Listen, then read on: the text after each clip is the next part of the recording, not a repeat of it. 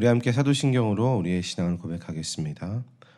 나는 전능하신 아버지 하나님 천지의 창조주를 믿습니다. 나는 그의 유일하신 아들 우리 주 예수 그리스도를 믿습니다.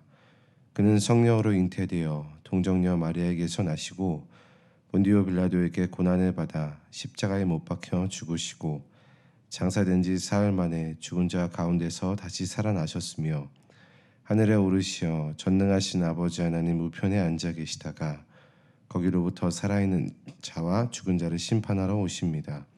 나는 성령을 믿으며 거룩한 공교회와 성도의 교제와 죄를 용서받는 것과 몸의 부활과 영생을 믿습니다. 아멘. 찬송가 366장 어두운 내 눈 밝히사 찬송하겠습니다. 어두운 내 눈 밝히사 진리를 보게 하소서. 진리의 열쇠 내게 주사 참빛을 찾게 하소서. 깊으신 뜻을 알고자 엎드려 기다리오니 내 눈을 뜨게 하소서. 성령이여 막혀진 내 귀 여시사 주님의 귀한 음성을 이 귀로 밝히 들을 때에 내 기쁨 한량 없겠네. 깊으신 뜻을 알고자 엎드려 기다리오니 내 귀를 열어 주소서. 성령이여 봉해진 내 입 여시사 복음을 널리 전하고 차가운 내 맘 녹여주사 사랑을 하게 하소서. 깊으신 뜻을 알고자 엎드려 기다리오니 내 입을 열어 주소서. 성령이여. 아멘. 오늘 우리 주신 하나님의 말씀을 함께 읽겠습니다. 마가복음 6장 45절에서부터 56절까지의 말씀입니다.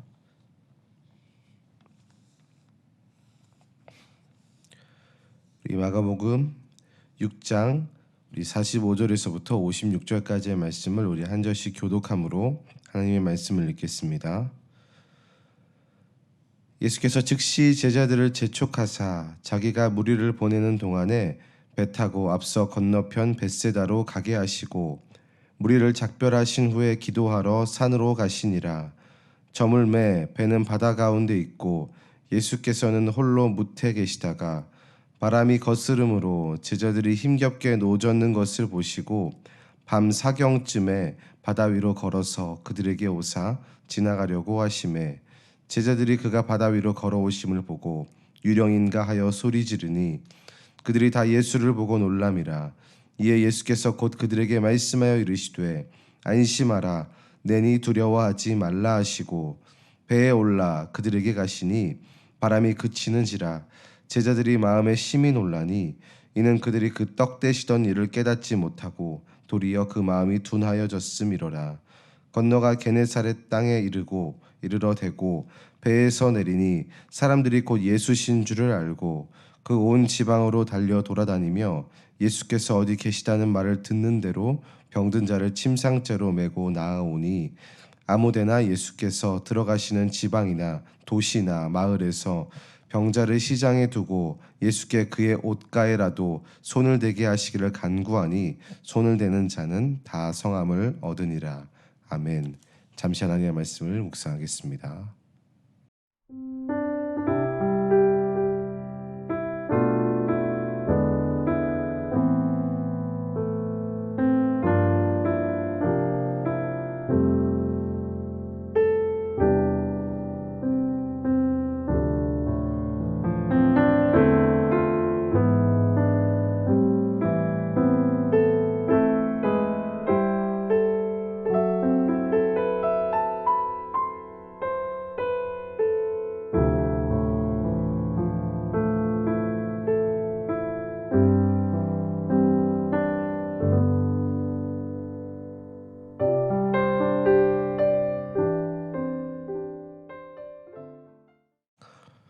네, 오늘 본문은 마가복음 6장을 마무리하는 이야기입니다. 특별히 오늘 우리가 읽었던 말씀은 우리가 아주 잘 아는 바다 위를 걸어오시는 그 예수님에 대해서 이야기하고 있습니다. 오늘 45절 말씀을 보면은 이야기가 이렇게 시작되는데요. 우리 45절을 함께 읽겠습니다. 예수께서 즉시 제자들을 재촉하사 자기가 무리를 보내는 동안에 배 타고 앞서 건너편 벳세다로 가게 하시고. 아멘. 자, 이 45절의 이야기가 이렇게 시작하죠. 예수께서 즉시 제자들을 재촉하사. 어떤 인상을 받으십니까? 예수님께서 급하게 무언가를 하려고 하신다. 무언가 예수님에게 있어서 급한 일이 있다라는 그런 인상을 가지게 됩니다. 특히 재촉하다라는 것은 원어로 아낭카조, 강제하다, 몰아대다라는 그런 의미인데요. 여러분, 우리가 성경에서 볼 때에 예수님께서 누군가를 또한 어떤 상황을 재촉하신 것을 본 적이 있으십니까? 재촉하신 그 일 말입니다. 실은 성경에 예수님께서 무언가를 재촉하고 누군가를 재촉했던 일은 성경에 지금 이 순간 이 이야기에 단 한 번 나옵니다. 어떤 일이 발생했을 때에 또 어떤 사건이나 어떤 사람들을 만났을 때에 언제나 예수님께서는 아주 여유롭게 그 상황들을 파악하시고 대처하셨습니다. 하지만 그러한 예수님께서 오늘 말씀에 보면은 즉시 재촉하여 이르시되라고 이야기합니다. 예수님에게 있어서 이 일이 얼마나 중대한 일인지 그리고 얼마나 시간을 다투는 일인지에 대해서 지금 알 수가 있는 것입니다. 오늘 본문에서는 그러한 예수님의 그 마음, 예수님의 어떤 상태에 대해서 이야기를 해주고 있습니다. 이 45절 말씀을 좀 더 살펴보자면은 이 일이 얼마나 급박하고 중요한 일이었는지 제자들을 먼저 배를 태워 보내고 예수님 자신이 모여든 무리를 정리하는 그런 일까지 다 하십니다. 자, 여러분들, 제자들을 먼저 보냈다라는 것은 어떠한 의미가 있을까요? 그렇다면요. 제자들을 먼저 보내었다. 적어도 이 일이 제자들에게 있어서 중요한 일이다라는 것을 알 수 있습니다. 이렇게 재촉하여 제자들을 먼저 보내실 만큼 지금 벌어지고자 하는 그 일이 이 제자들에게 굉장히 중요한 일이었다라는 것을 말씀에서는 보여주고 있는 것입니다. 이 46절을 보면은 예수님께서는 기도하러 올라가시는데요. 특별히 기도라는 것 자체 너무 중요합니다. 예수님의 모든 사역에 앞서서 예수님은 항상 하나님 아버지께 기도했습니다. 하지만 이렇게 제자들을 보내고 따로 시간을 떼서 기도하러 산으로 올라가셨다라는 것은 바로 이제 제자들에게 벌어질 그 일을 위해서 예수님께서 기도하러 올라가셨다라는 것이죠. 네, 예수님께서 그렇게 간절히 기도할 만큼 제자들에게 있어서 굉장히 중요한 순간, 제자들이 경험해야 될 중요한 순간이 있다라고 우리가 알 수 있습니다. 그렇다면 예수님께서 그렇게 재촉해서 갈 만큼 제자들에게 있어서 중요한 일은 과연 무엇일까요? 우리 48절 말씀도 우리 함께 같이 읽겠습니다. 시작. 바람이 거스름으로 제자들이 힘겹게 노젓는 것을 보시고 밤 사경쯤에 바다 위로 걸어서 그들에게 오사 지나가려고 하시매. 아멘. 자, 예수님께서 그토록 재촉하여 보낸 그 바다 위, 제자들은 지금 배를 타고 바다 위에 있습니다. 그런데 이 제자들이 지금 무엇을 경험하고 있습니까? 바다 가운데서 바람의 거스름, 즉 풍랑을 경험하고 있습니다. 여러분, 우리는 이 바다와 풍랑에 대해서 좀 더 깊이 묵상해 볼 필요가 있습니다. 여러분, 제자들에게 있어서 이 배를 탄다는 행위, 배를 타고 바다에 나간다는 이 행위는 어떠한 의미일까요? 네, 제자들에게 있어서 배를 타고 바다로 나가는 것 말입니다. 한마디로 익숙함 그 자체입니다. 왜냐하면 제자들의 반 이상의 직업이 어부였기 때문입니다. 적어도 바다에서 잔뼈가 굵은 그런 사람들이 바로 예수님의 제자들이었습니다. 그렇게 제자들에게 있어서 배를 탄다라는 것은 익숙함 그 자체이며 일상의 자리 그 자체입니다. 전혀 긴장이 되지 않는 일인 거죠. 어느 정도 웬만하면은 그 바다에서 일어나는 일들을 예상할 수 있고 쉽게 대처할 수 있는 그런 능력을 가진 자들이 바로 제자들이었습니다. 내가 컨트롤할 수 있는 영역이 최대치가 되는 그런 일상의 자리가 바로 배를 타고 바다에 나가는 그 바다 한가운데라는 것입니다. 자, 그런데 바로 그 익숙한 일상의 자리, 모든 것을 내가 컨트롤할 수 있고 예상할 수 있다라고 확신하는 그 자리에서 제자들이 지금 무엇을 경험하고 있습니까? 네, 48절의 단어를 사용하자면은 거스름과 힘겨움을 경험하고 있습니다. 이 거스름은 반대의 적대시라는 그런 뜻을 가지고 있고요. 이 힘겨움이라는 이 단어는 외부로부터 오는 심한 압박과 괴롭힘을 의미합니다. 여러분, 제자들은 모두 바다의 베테랑들이죠. 근데 이 베테랑들이 바다에서 아주 심한 압박과 괴롭힘을 당하고 있고 지금 제자들도 그 괴롭힘을 몸으로 오롯이 느끼고 있다라는 것은 이 제자들에게 있어서 이 상황은 어떤 상황이라는 것입니까? 한마디로 이제는 끝난 상황입니다. 네, 이런 베테랑들조차도 도저히 손을 쓸 수 없을 정도로 이제는 끝났다. 이제는 이 바다에서 그 어떤 것도 기대할 수 없구나 라고 하면서 완전히 끝난 상황. 그래서 어떻게든 이 상황을 좀 타게 해보고자 애를 쓰지만 전혀 상황이 나아지지 않는 그런 상황과 시간들을 제자들은 보내고 있다라는 거죠.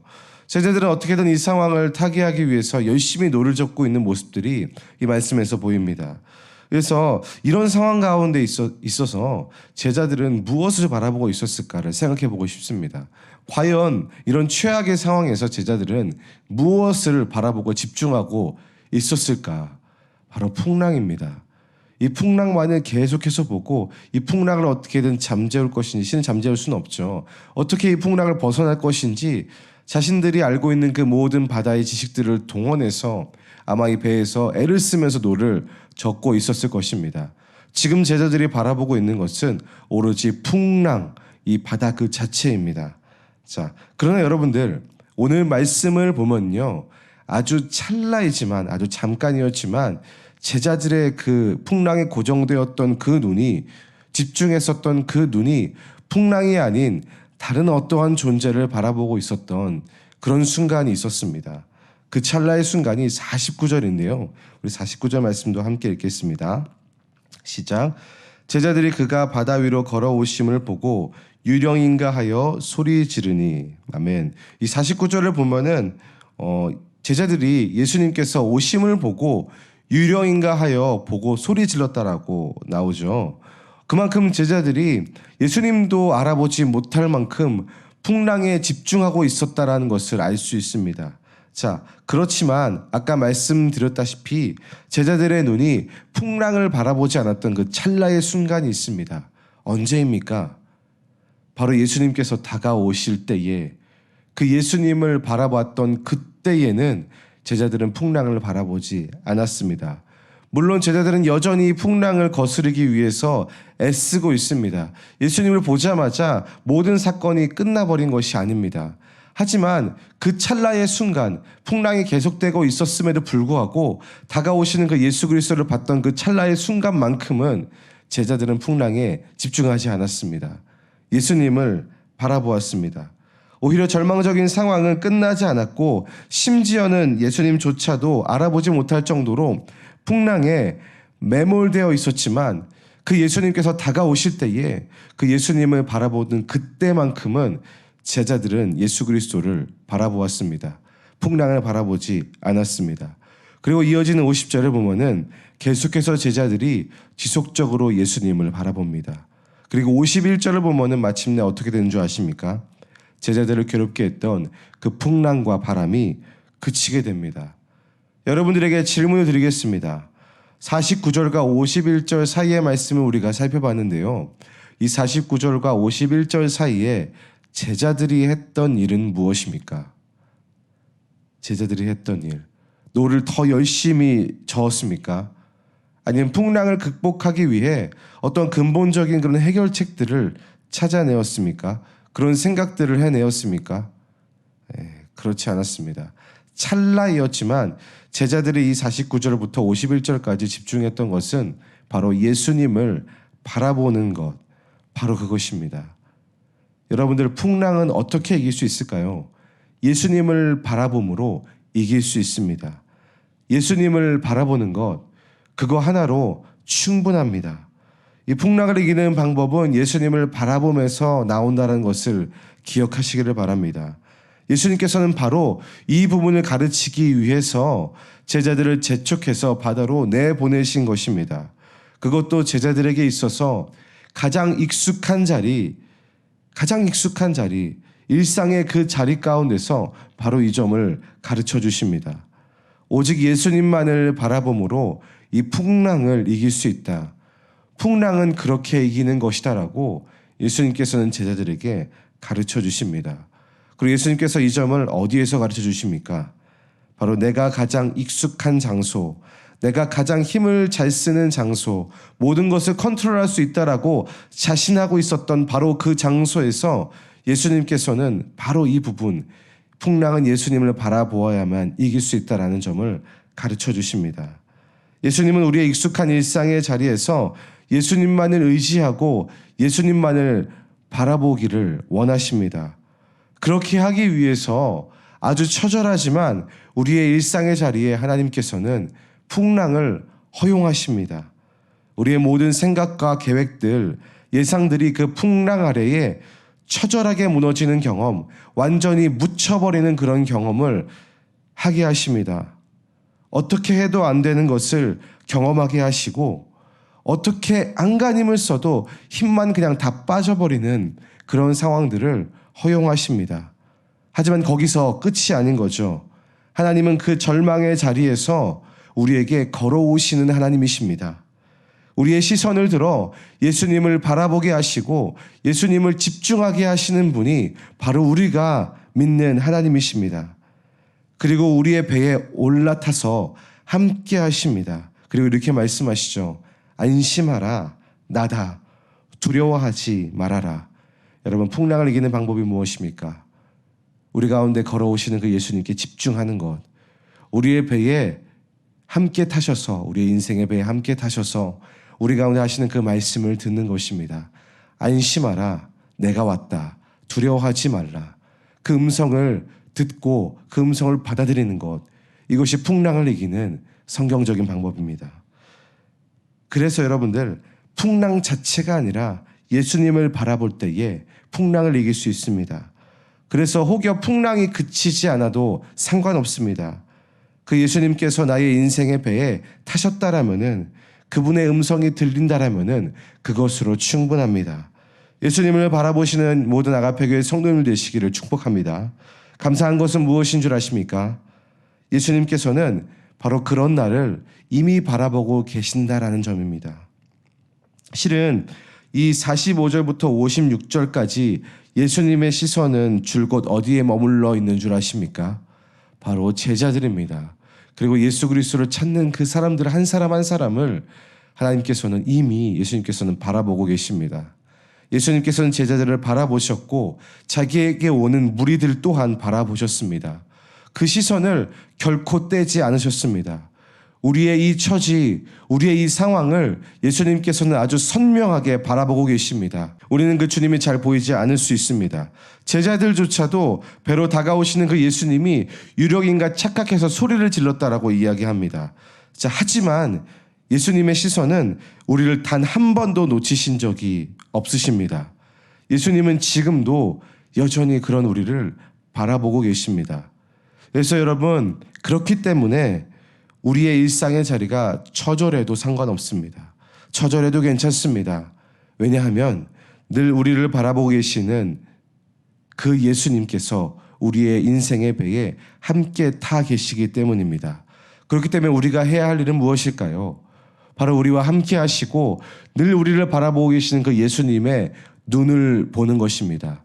그 예수님과 아이 컨택을 하는 것, 그것이면 충분합니다. 그렇게 일상의 풍랑을 만났을 때에 우리에게 가장 중요한 것은 그 예수님과의 눈 맞춤입니다. 나의 반응입니다. 일상의 풍랑이 올 때 다른 곳에 시선을 두고 다른 방편들을 찾아 헤맸던 지난 날들을 돌이킵니다. 예수님께 시선을 고정하기로 결정합니다. 내가 다른 곳을 바라보고 있을 때에도 단 한순간도 나에게 시선을 떼지 않으시는 예수님의 그 눈을, 그 시선을 받아들입니다. 주님, 나도 내 시선을 주님께 드립니다.